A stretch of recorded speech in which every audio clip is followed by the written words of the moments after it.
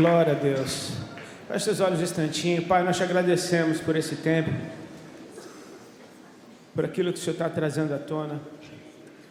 E te pedimos, alinha o nosso coração com aquilo que o Senhor está fazendo, mas com aquilo que vem após isso. Abre o nosso entendimento, Senhor, para que a tua igreja seja esse sinal profético que o mundo precisa ver para te conhecer. Em nome de Jesus, amém. Amém. Dá uma salva de palmas a Jesus. Pode tomar teu lugar. Prazer poder estar nessa casa mais uma vez, pastor Lipão, pastor Lari. Deus abençoe vocês.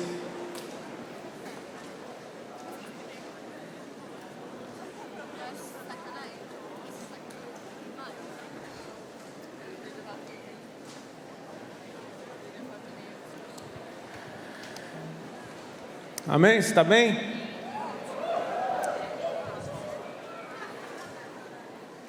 O que eu queria compartilhar com vocês está no Evangelho de Mateus, capítulo 12, a partir do verso 9. Abre lá, por favor.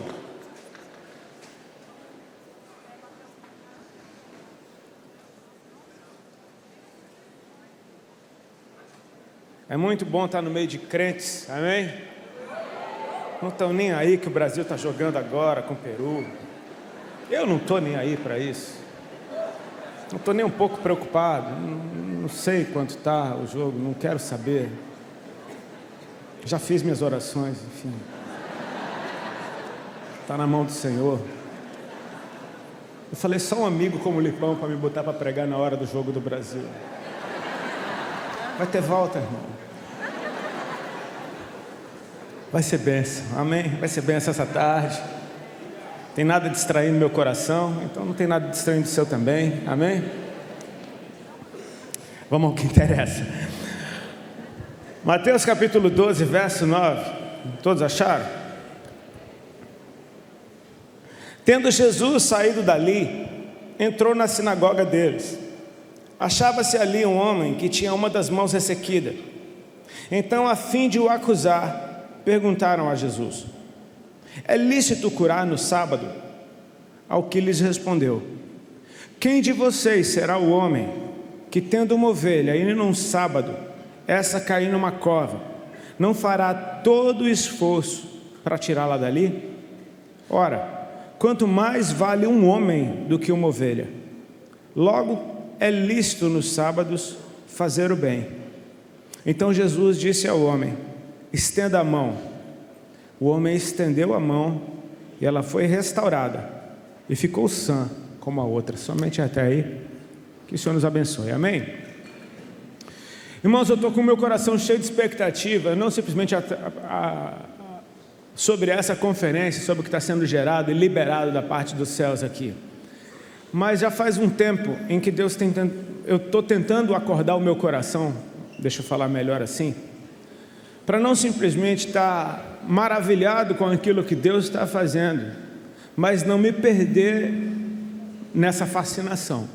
Não sei se eu fui claro. Quando a gente percebe Deus fazendo algo novo e a gente consegue se encaixar no trilho, se alinhar com aquilo que Deus está fazendo, é algo fascinante. Você se sente no melhor lugar do mundo. É o centro da vontade de Deus. Eu acho que é o lugar mais seguro e mais prazeroso que pode existir para a vida de um homem. Mas quantos aqui sabem que Deus Ele sempre faz uma coisa nova? Amém?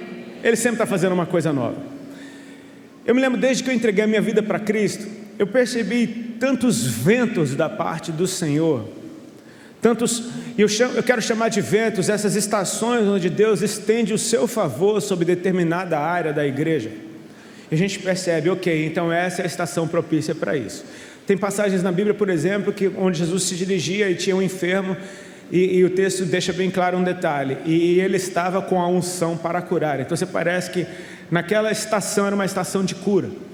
Existem avivamentos que tinham essa placa, cura, então eram muitas curas acontecendo. Outros avivamentos têm a placa chamada salvação, e tem muita salvação acontecendo. Toda vez que a gente vê Deus fazendo algo novo, isso nos fascina, porque nós somos crianças para Ele. E cara, você quer fascinar uma criança, mostra uma coisa nova para ela. Amém? Quando eles são bem pequenininhos, aquela brincadeira que foi legal, ele quer, sabe o quê? De novo, e de novo, e de novo, e de novo. Mas se uma criança estiver chorando, Ah, meu balão estourou, meu balão estourou, meu balão estourou. Olha isso aqui. Aí você mostra um chocalho. Você mostra algo novo. A dor daquela perda já passou, porque tem uma coisa nova vindo ali. E a gente é assim na presença de Deus. Basta Deus mostrar uma coisa nova para a gente, que a gente fica fascinado. Agora, o fundamento da igreja é apostólico e profético. Você concorda comigo?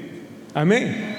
Nós precisamos ter uma mente profética, ou seja, cara, eu já vi Deus fazer tanta coisa que eu tenho certeza que isso que Ele está fazendo agora não é a última coisa que Ele vai fazer. Amém?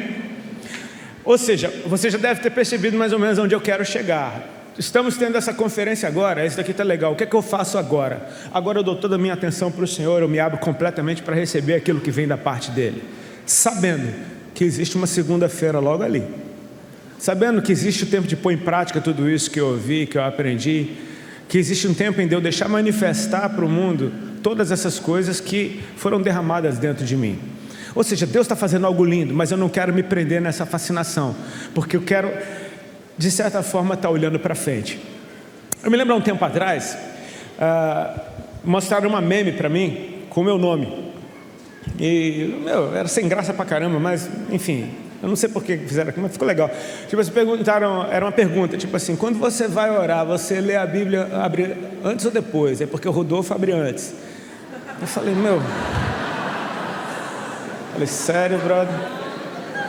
Legal. Mas sabe o que isso me chamou a atenção? Era como se Deus estivesse querendo me despertar para algo. Não essa piada em si, mas o meu nome. Eu me lembro que eu estava numa conferência certa vez e alguém me entregou uma palavra. Sabe que tipo de palavra que você já recebeu mais de uma vez na sua vida? E o cara me disse, era um americano, ele disse, você é como um forerunner, você é como alguém que vai na frente. E eu percebi que isso falava de algo profético. Sabe, não é uma regra um profeta ser esquisito. Às vezes parece que para o cara ser profético ele tem que ser estranho, tem que ser esquisito. Não é uma regra isso. Mas muitas vezes os profetas são. E por um sintoma simplesmente bem simples de entender. Eles estão vendo o que Deus fez ali na frente. E eles já estão se movendo de acordo com aquilo que está vindo. Então é um cara que de certa forma ele está à frente do seu tempo. Amém? Jesus nos chama para não simplesmente estar fascinados com aquilo que Ele está fazendo agora, mas para que a gente seja instigado a perceber, ok, é como um jogo de xadrez, ele moveu uma peça, qual será a próxima peça que ele vai mover? Então, de certa forma, você tentar se preparar, não é se antecipar o movimento, mas perceber o que Deus está fazendo profeticamente e se preparar para se mover daquela mesma forma. Inevitavelmente, você vai ficar meio esquisito no seu tempo, porque ninguém viu o que você está vendo ainda. Amém? Eu percebi que, cara, se você chamar o meu nome Abrantes, e entender que Abrantes é uma cidade de Portugal, você tem que falar direito, amém? Não é Abrantes, é Abrantes. E Abrantes significa exatamente isso, abre antes. Então eu olhei para aquela piada, eu falei, cara, tem algo profético nisso. Meu nome é o nome de alguém que abre antes. Eu falei, eis-me aqui, Senhor. Amém? Eu quero estar vendo alguma coisa que o Senhor está fazendo lá na frente.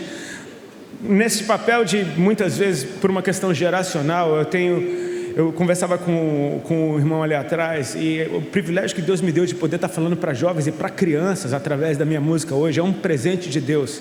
Então eu tenho um encargo dentro de mim que é não simplesmente falar para eles o que Deus está fazendo, porque eu acho que isso, quando a igreja está concordando com algo, ela percebe, mas tentar prepará-los para aquilo que vem depois disso que Deus está fazendo, e é da parte de Deus também, amém?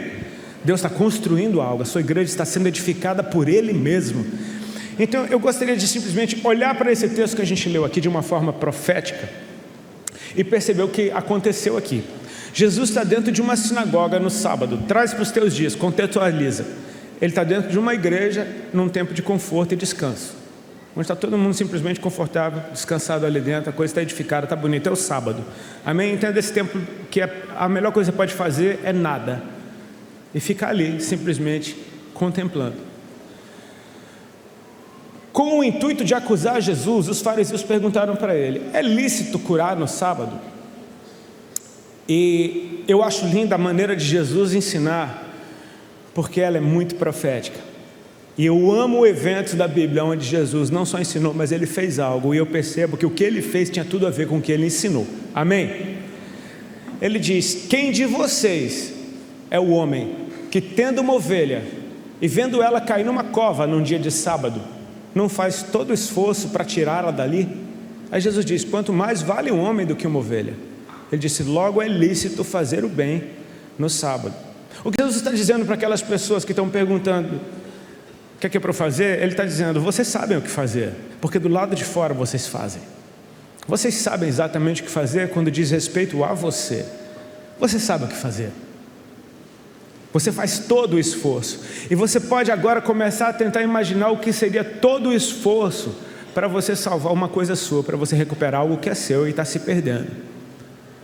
Jesus diz: logo é lícito fazer o bem no sábado. E tinha ali aquele homem com uma mão ressequida. Eu vou me usar como exemplo, e segurar o microfone é muito bom por isso, porque entenda que essa mão que segura o microfone seria a mão ressequida, aquela mão que não move, que está encolhidinha, e a outra mão se move perfeitamente. Então Jesus simplesmente diz para aquele homem: estenda a mão. E no momento que ele estendeu a mão, ele foi curado. Você consegue perceber profeticamente o que Jesus está dizendo? Parece que ele encontra um enfermo dentro do templo, dizendo: vocês estão enfermos, como esse homem. Vocês estão me perguntando se vocês podem fazer alguma coisa, mas tem uma mão que está encolhida, e eu vou te mostrar como ser curado dessa enfermidade. Simplesmente estenda a mão, e no momento que você estender a mão, você vai ser completamente curado.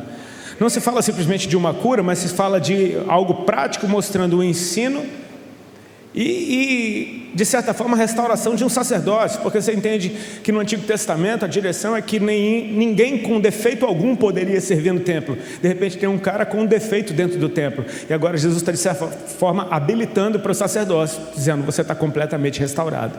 Amém? Agora não entenda que um cara que tinha uma mão encolhida e foi curado por estender essa mão agora tem um outro problema, que ela ficou dura, esticada para frente. Tipo assim: meu irmão, qual é o seu chamado? Cara, Jesus me curou, a minha mão estava encolhida, agora ela esticou e enfim, eu não consigo mais recolher essa mão. Eu acho que é para eu orar por todo mundo. Amém? Receba, Deus é contigo. Amém? Meu Deus, está dando uma canseira isso daqui. Quando ele restaura uma mão que estava encolhida, ela estende e ela volta para o corpo. Sabe, você pode perceber o que Deus está fazendo nos nossos tempos, na nossa nação. São ventos soprando a respeito de evangelismo. São ventos soprando a respeito de você ir para o lado de fora, para alcançar aquele que caiu numa cova, fazer todo o esforço para tirar aquele cara dali. Amém? Mas o cerne do que eu queria compartilhar com vocês, nós estamos vendo, nós participamos de tempos em que grandes ajuntamentos estão acontecendo, vão acontecer, todo mundo está sabendo decente, é como um memorial, amém? É como um memorial para a igreja brasileira, marcando um novo tempo, uma coisa que está vindo aí. Grandes ajuntamentos para falar a respeito de você ir, e invadir, e resgatar pessoas. Nós vemos, essa não é o único evento desse porte que acontece. Existem inúmeros acontecendo, parece que tem uma estação favorável a nós irmos, amém? Há um tempo atrás, por exemplo, eu entrei em crise comigo mesmo, porque desde 2003, eu aceitei Jesus em 2001, desde 2003, eu comecei a receber convites para pregar fora do Brasil, em igrejas de brasileiros fora do Brasil. No começo eu fui muito animado, e eu pensava: poxa, que legal, estou indo para fora do Brasil pregar o evangelho. De repente, os anos foram passando e eu comecei a perceber: poxa, mas é só igreja de brasileiro, velho. Eu fico pensando: se for para pregar para brasileiro, eu fico no Brasil, eu pego para brasileiro. Eu sondei meu coração, tenho que sondar meu coração. O que está me atraindo para esses convites? E eu cheguei a decidir: não vou mais. Até que Deus abriu os meus olhos para algo, para duas características em especial. O Brasil recebe palavras proféticas a respeito de enviar missionários para as nações há muito tempo, amém? E quando a gente pensa no missionário sendo enviado, você pensa num cara saindo e indo. E Deus me acordou: e os que já estão? Será que não seria o fato de você simplesmente ativá-los? Compartilhar o que você tem, o que você está vendo na sua nação, compartilhar com aquela comunidade da sua nação que já está numa base missionária do lado de fora. Só isso já abriu os meus olhos. Eu falei: opa, tem algo muito legal nisso. E o segundo ponto foi mais legal ainda, porque às vezes a gente tem preconceito do imigrante brasileiro que está lá de fora. A gente fala: esse cara é ilegal, esse cara mal sabe falar a língua. Ele está há 10, 15 anos lá e não fala inglês ainda, ou não fala a língua do lugar. No Japão você até entende que realmente fica difícil. Mas se você está lá, meu irmão, dança conforme a música. Aí você pensa, como é que esse cara vai transformar a sociedade dele? Você pensa, cara, talvez ele não tenha capacidade alguma de transformar a sociedade. Aí Deus simplesmente colocou os meus olhos no que ele estava focando. Ele falou, presta atenção nos filhos deles. Porque não interessa de qual roça do Brasil esse cara saiu. Interessa que o filho dele não é brasileiro, o filho dele é nativo daquela terra. O filho dele fala fluentemente aquela língua, o filho dele frequenta aquela escola, e o filho dele em breve vai estar na política, na economia, nas artes, ele pode estar até no governo daquelas nações. Talvez o chamado desse cara da roça que saiu do Brasil seja simplesmente ser o pai de um americano, o pai de um inglês, um pai de um japonês. Amém? Que nem José, pai de Jesus. Você nunca ouviu uma pregação de José, nunca viu um milagre de José, ele só foi pai de Jesus, só uma obra bem simples, ele só foi pai do Messias. É legal que quando José abraçou o chamado dele, o anjo nunca mais apareceu para Maria, só aparecia para ele. Então ele era aquele que encarregado de proteger aquela criança, até que ele pudesse ser quem ele nasceu para ser. Então você começa a perceber, ok, é tempo de irmos, Deus está soprando a respeito disso. E diante de tudo aquilo que eu falei para vocês no começo, eu quero me, de certa forma, preparar para o que vem depois disso. Porque quando a gente fala de um evangelista, a gente fala de alguém que sai daqui para o lado de fora. E cara, você precisa sondar o seu coração se você se vê como um evangelista, porque muitas vezes o simples desejo de não ter um pastor sobre a sua vida parece que te empurra para o lado de fora.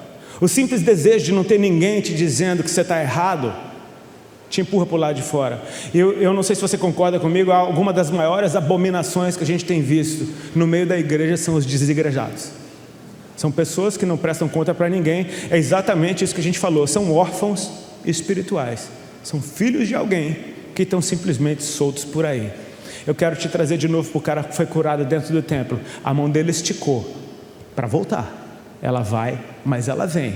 Ela não é a mãozinha da família Adams que soltou e simplesmente saiu andando por aí feito um doido, assombrando. Se você vê várias partes de um corpo soltas por aí, você vai assumir que caiu uma bomba e que só tem morte naquele lugar. Porque o corpo de Cristo tem muitos membros, mas estão todos ligados. Amém? Estão todos funcionando um para a edificação do outro. Amém?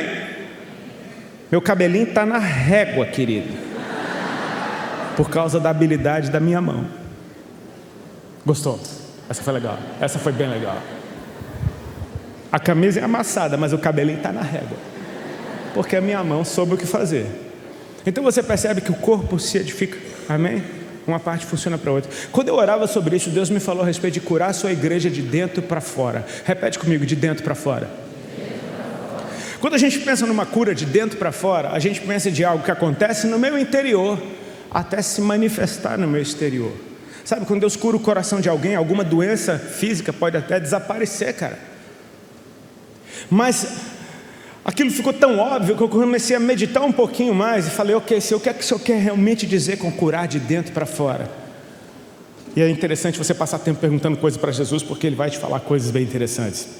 Ele disse para mim, eu quero curar a igreja do lado de dentro, para ela levar vida para o lado de fora, para ela ser luz do lado de fora. Porque não adianta nada eu simplesmente fluir num rio que Deus está liberando agora e sair de qualquer jeito e não levar a saúde para onde eu estou.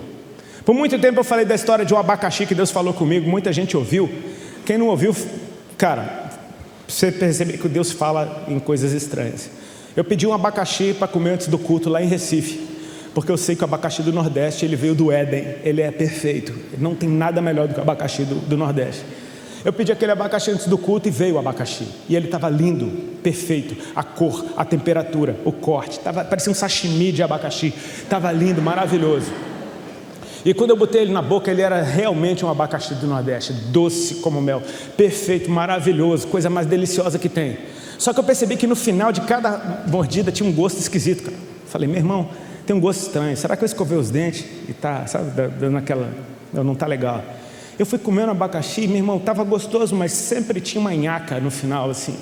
E aí eu me toquei, pá, cortaram o abacaxi com a faca que usaram para cortar a cebola. Eu discerni que aquele gosto era cebola.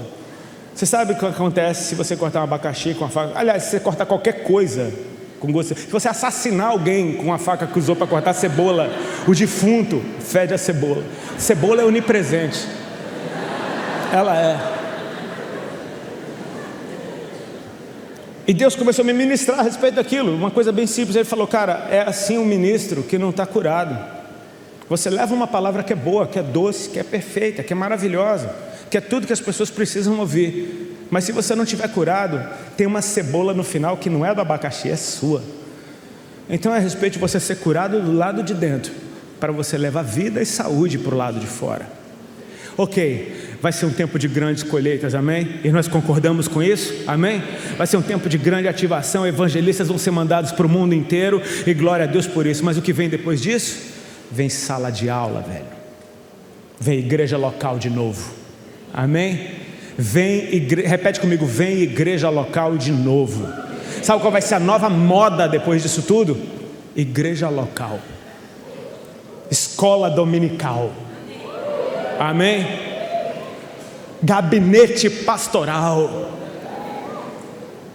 Se prepare para isso, porque é tempo deles irem, mas eles vão ter que voltar, porque a função de um evangelista, a missão dele só foi concluída se ele foi e voltou com alguém, amém? Se ele foi e voltou com alguém, é ser curado de dentro para o lado de fora. Sabe por quê? Porque é a casa que te envia, é a casa que te reconhece. Meu irmão, eu oro pelo coração dos jovens dessa nação, se largando pelo mundo para pregar o evangelho, e não só pelo mundo, mas pelas suas ruas, pelos seus bairros, pela sua escola, por onde você estiver, você se jogando e realmente sendo essa luz do lado de fora. Eu oro por isso acontecendo, mas eu quero ver esses caras levando saúde, amém? Eu quero ver esses caras voltando com mais alguém. E quem vai enviar esses caras ainda é a casa, porque é a casa que te reconhece. Eu passo a maior parte do meu tempo viajando e pregando o evangelho do lado de fora. O lugar que eu menos ministro é na igreja que eu congrego. Aliás, eu tremo nas bases toda vez que eu vou ministrar lá, porque é tão raro que eu acabo ficando nervoso na frente dos meus pastores. Mas eu vou em paz fazendo o que eu faço. Sabe por quê? Porque a casa que eu congrego me enviou para fazer o que eu faço. Deixa eu contar para vocês um testemunho do dia que eu fui ungido como evangelista.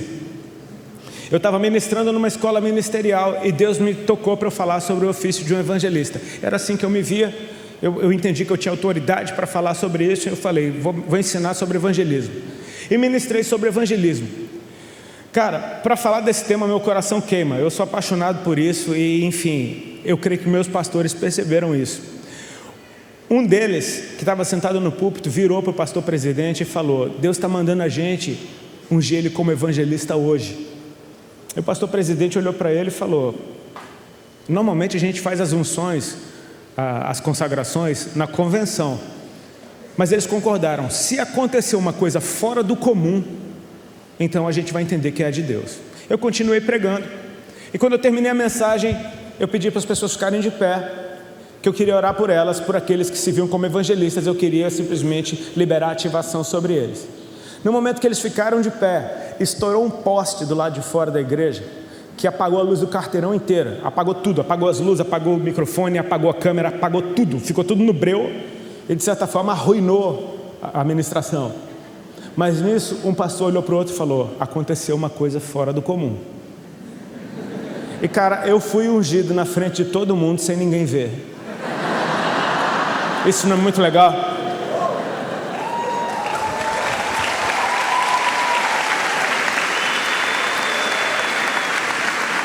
Quando a casa te reconhece, você vai coberto, você não vai só. Quando a casa te reconhece, você vai muito bem acompanhado. E quando a casa te envia, você sabe para onde voltar. Amém? Você tem casa. Você pode não estar nela fisicamente, mas ela está contigo onde você estiver, e você sabe para onde voltar. Amém? Tem uma passagem, quando Deus, conversando com o profeta Samuel, ele alinha o profeta, e ele diz: Samuel, até quando tu terás pena de Saul, sendo que eu rejeitei? Unge o teu chifre com azeite, e vai para a casa de Jessé, o belemita, porque dentre os seus filhos eu me provi de um rei. Então Samuel foi, perguntaram: é de paz a tua vinda? Ele disse: sim, é de paz, eu vim sacrificar ao Senhor. E quando ele convida Jessé e seus filhos para o sacrifício, Jessé faz passar o mais velho deles, o maior, era o maior. E o cara era alto, era bonito, era forte. Naturalmente, Samuel associou com a figura de Saul, e a Bíblia diz que Saul era o mais alto, mais bonito, mais forte de todo mundo. Ou seja, Samuel olhou para aquele cara e falou: esse tem cara de rei, certamente está diante do Senhor, seu ungido. E quando ele está pronto para fazer uma besteira, Deus freia ele e fala: não atentes para a sua aparência, porque Deus não vê como o homem vê. O homem olha para a aparência, mas Deus vê o interior. O profeta freou o chifre. Daqui a pouco fez passar o segundo filho: não é esse, o terceiro não é esse, o quarto não é esse, o quinto não é esse, o sexto não é esse. E ele pergunta então para Jessé: acabaram, pois, os teus filhos? E Jessé diz para ele: ainda tem mais um que está no campo cuidando das ovelhas. Eu não sei se você já ouviu isso, eu já ouvi algumas vezes alguns teólogos, o que eu não sou, dizendo que talvez há indícios de que Davi era um filho bastardo de Jessé, de que Davi era um filho por fora. Isso explica o fato dele não ter sido chamado para uma reunião tão solene dentro da sua casa, e também para o fato de Davi, num dos salmos, escrever: em pecado me concebeu minha mãe. Enfim, alguma coisa desse sentido. Não sei se isso é verdade, mas eu já ouvi esse ensino muitas vezes e faz sentido para mim. Eu sei que o profeta disse então: manda chamá-lo, porque nós nem nos assentaremos enquanto ele não chegar. Então Davi foi trazido. Você percebe que agora apareceu o nome de Davi pela primeira vez. Então Davi foi trazido na presença deles. Você concorda comigo que Davi não estava pronto para aquilo? Amém? Davi não estava, a roupa dele não estava limpa, ele não estava de banho tomado, ele não estava cheiroso. Mas a Bíblia diz que o profeta olhou para ele, viu que ele era ruivo, de belos olhos e de boa aparência. Ou seja, isso fala de como Deus vê. Cara, tu tá feio, mal acabado, tu tá horrível, mas Deus te acha lindo. Ele te vê por dentro. Amém? E naquele momento Davi foi ungido rei sobre Israel no meio de seus irmãos. Eu quero só que você preste atenção em alguns detalhes. O primeiro deles é: Deus falou para o profeta: dentro da casa de Jessé eu me provi de um rei. Então assim, não rejeite a figura pastoral e não rejeite a casa, porque antes de falar de Davi, Deus falou de Jessé. Amém? Deus está olhando para o pai de uma casa, e está olhando para a casa e para os filhos que ele gerou. Ele está dizendo: dentre os seus filhos eu me provi de um rei. Davi achou graça diante dos olhos do Senhor, mas pode ter certeza, Jessé também. Amém? Esse é o primeiro ponto. O segundo é: Davi era um rei escolhido por Deus, sim ou não? Mas ele não estava dentro de casa. E se ele não fosse trazido para dentro de casa, talvez ele jamais fosse rei sobre Israel. Então deixa eu te dar aqui mais uma dica: valorize essa cultura de dentro da casa. Amém? Porque assim, o que você será em Deus, a tua casa vai reconhecer e vai te ungir ali dentro. E a partir de dentro você vai ser luz do lado de fora. É curado do lado de dentro para ser vida do lado de fora. Amém? E em terceiro lugar, eu quero te chamar a atenção para a figura de alguém que não aparece, mas funcionou perfeitamente. O profeta tinha dito: manda chamá-lo. E de repente Davi apareceu. Então você concorda comigo que alguém foi chamá-lo? E aqui eu quero te falar da figura do evangelista, de alguém que estava do lado de dentro, bonitinho, cheirosinho, pronto para comer o sacrifício com o profeta, mas se dispõe a fazer todo o esforço para ir do lado de fora, para encontrar aquele que Deus está procurando. Alguém que está disposto a sujar a sua roupinha limpa, alguém que está disposto a levar o tempo que for necessário para cumprir a sua missão. E a sua missão só é concluída não quando ele achar Davi, mas quando ele trouxer Davi para o lado de dentro. Amém? Esse cara foi, eu imagino ele como um evangelista, traz para os nossos dias, esse cara saindo de casa com uma missão. Tem um rei que está perdido por aí, cara. Ele está sendo um pastorzinho de ovelhas, e sim, o que ele é muito lindo, mas o que ele será muito mais lindo ainda. Eu preciso encontrar esse cara para dizer: Davi, eu tenho uma boa notícia para te dar. A tua casa está esperando você voltar. Eu tenho uma boa notícia para te dar, Davi. Deus está falando o seu nome dentro daquela casa. Tem uma festa prestes a acontecer, e só vai acontecer quando você chegar. Mas eu estou cuidando das minhas ovelhas. Larga tudo o que você está fazendo, porque não tem nada mais urgente do que isso que vai acontecer quando você chegar. Eu sei de uma coisa, esse cara funcionou. Amém? Você percebe que é de dentro de casa que Deus está nos mandando para o lado de fora, para que a gente possa voltar para dentro de casa com mais um filho, mais uma filha, que depois vai ser reconhecido e ungido dentro da casa para ser mandado para o lado de fora, e vai ser essa mão que agora pode esticar e voltar completamente. Até o profeta Samuel, que funcionou perfeitamente diante de Deus, teve uma história parecida. Cara, Samuel foi criado pelo líder mais corrupto da história, pelo sacerdote mais corrupto. Todo mundo falava mal de Eli, mas a mãe de Samuel, orando no templo, disse ao Senhor, ela era estéril, ela disse: se o Senhor me der um filho, eu devolvo ele para o Senhor. E Deus deu um filho para ela, porque Deus queria um sacerdote. Tipo assim, eu te dou um filho e você me dá um sacerdote. E quando aquele menino nasceu, então, depois de desmamar, ela foi e entregou para Eli cuidar. E o BO de Eli era exatamente o fato dele criar mal os seus filhos. Agora, se você conhece a história, você fala: não, Ana, não entrega Samuel para Eli, porque vai dar ruim. Dessa casa não sai nada que presta. Sim ou não? A gente pensaria isso. Só que o tempo passou, e a Bíblia diz que servia ao Senhor Samuel perante Eli.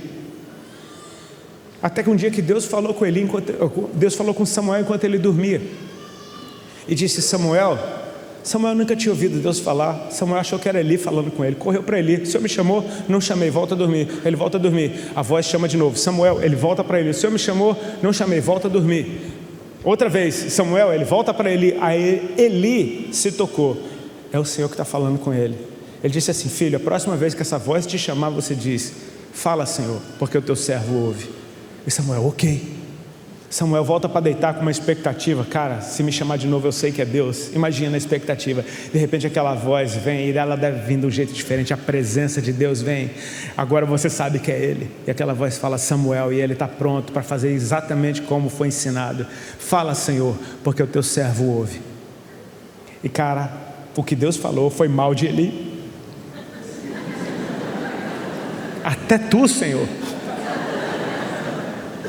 Deus falou mal de Eli, cara. Aliás, Deus arrepiou com Eli. Deus falou: estou para fazer uma coisa em Israel, a qual todo aquele que ouvir lhe tinirão ambos os ouvidos. Vou me levantar contra a casa de Eli, porque seus filhos se fizeram execráveis, e ele não os repreendeu. A iniquidade dele não vai ser tirada nem com sacrifício, nem com holocausto. Deus detonou com Eli. Agora, se Samuel é um carinha rebelde, sabe o que esse cara faz? Ele termina de conversar com Deus, pega uma faca, vai lá e mata Eli, porque diz: pronto, fiz a vontade do Senhor. Se você não tem honra, você se torna um justiceiro, e um justiceiro é um assassino. Sabe o que é que Samuel fez? Samuel acordou, abriu as portas da casa do Senhor. Eli apareceu. Eli, aquele de quem Deus fala mal, apareceu, e Samuel disse: bom dia, Senhor, eis-me aqui. Precisa de alguma coisa? Continuou com a mesma honra. Aí ele fala: o que é que Deus falou contigo? Aí Samuel: deixa para lá, essa conversa. Deus cantou um hino para mim. Ele apertou ele e fala: faça o Senhor contigo pior se você não me contar. Epa, então peraí. Samuel entregou aquela palavra profética com tanta honra que ele reconheceu que era o Senhor. Samuel disse: é o Senhor, faça segundo a tua vontade. A Bíblia diz que a partir daquele dia Samuel foi reconhecido como um profeta sobre toda Israel, e que nenhuma das suas palavras caiu por terra. Amém? Mas quem que reconheceu ele em primeiro lugar como profeta? Eli. Foi dentro de casa que ele foi reconhecido para ser reconhecido lá de fora. Você vai ser reconhecido primeiro dentro da sua casa, para que a tua casa te envie para o lado de fora. Até com Jesus. Eu quero terminar Lucas 4. Abre a tua Bíblia lá rapidinho.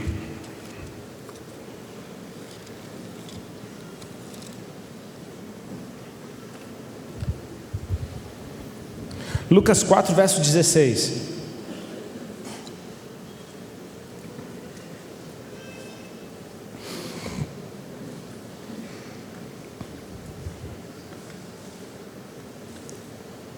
Jesus foi para Nazaré, onde havia sido criado. Num sábado entrou na sinagoga, segundo o seu costume, e levantou-se para ler.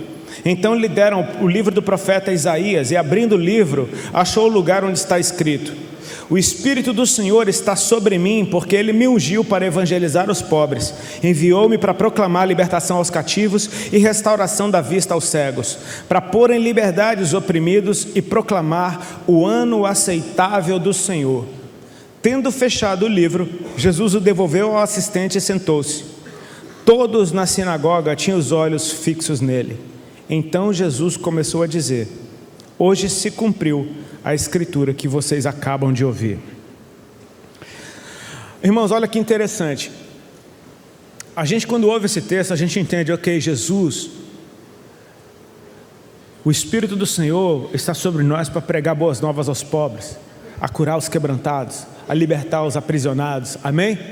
E se eu te pedisse para desenhar um pobre, para desenhar um aprisionado, para desenhar um quebrantado de coração, um algemado, um cativo oprimido, provavelmente você desenharia um drogado pelos becos, uma prostituta na esquina, alguém em depressão trancado dentro de um quarto, amém? Isso é lógico e faz sentido. Mas não foi do lado de fora que Jesus falou isso, foi do lado de dentro, e Ele disse: hoje se cumpriu isso diante de vocês. Ou seja, eu preciso entender para que audiência Jesus estava falando. Ele está falando: eu vim aqui para curar você que está pobre aqui dentro, você que está aprisionado aqui dentro, você que está quebrantado aqui dentro, você que precisa de libertação aqui dentro em primeiro lugar. Eu venho curar aqui dentro para que possa curar do lado de fora.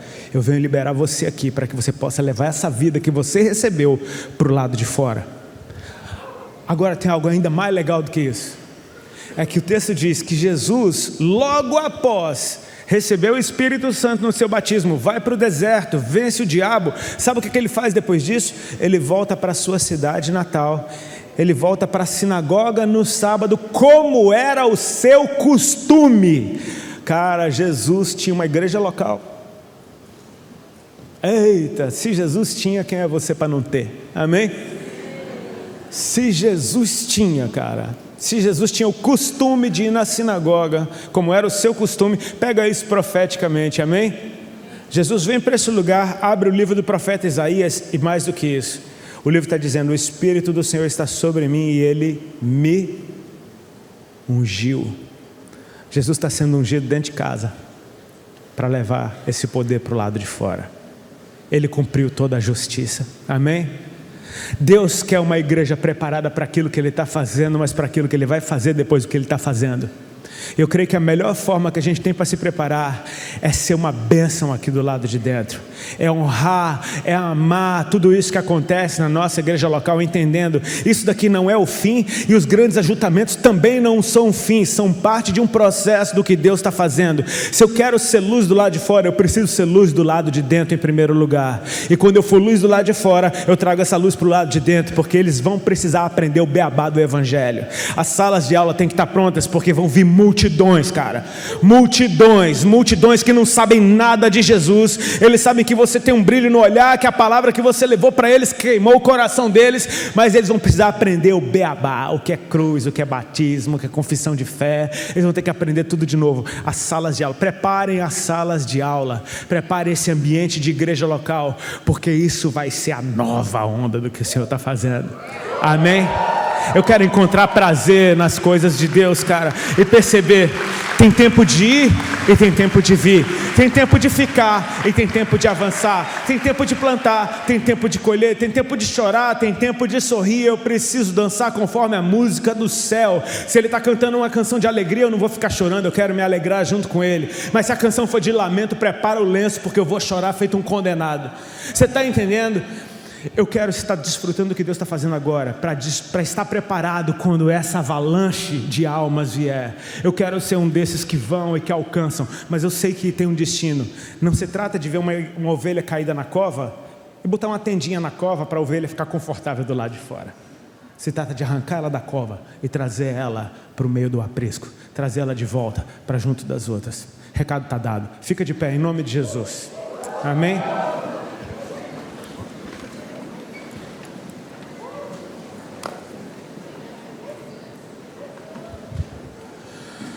Sabe, o tema dessa conferência é piedade, e nessa hora eu senti de orar para Deus ter piedade de nós.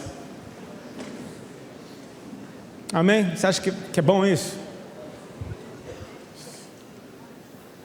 Se Deus mandar você ficar, e é ruim. Se Deus mandar você ir, ficar é ruim. Quando Deus disse, ide por todo mundo pregar o evangelho, a ordem foi bem clara. Ele falou, mas antes de ir, ficai em Jerusalém, até que do alto vocês sejam revestidos de poder. Sim, a igreja recebeu a comissão de ir, Deus mostrou o futuro, amém?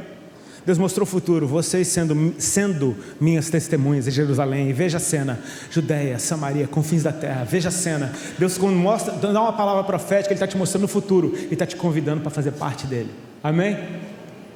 Tá, então é para eu ir? Mas antes tem uma outra direção, qual? Fica até quando, Senhor? Até que você seja ungido pelo Espírito, até que do alto você seja revestido de poder, então você vai. Cara, eu quero estar junto com Deus naquilo que Ele está fazendo, meu irmão. Ele diz lá em Isaías, eu sou conhecido como Deus que abriu o mar vermelho para o povo passar, eu fiz um caminho seco para o povo passar no meio do mar. Eis que agora estou fazendo uma coisa nova, e está saindo a luz, porventura vocês não percebem, eis que eu coloco um rio no deserto. Você concorda que o mesmo Deus está fazendo a mesma coisa? O mesmo Deus está fazendo caminhos, amém? O mesmo Deus está fazendo a mesma coisa, são caminhos. Só que um caminho é completamente diferente do outro. Um caminho é seco no meio das águas, o outro caminho é molhado no meio do deserto. E se eu não abro o meu entendimento para perceber o que Deus está fazendo, eu vou rejeitar o que Deus está fazendo, porque eu vou dizer, isso não é de Deus.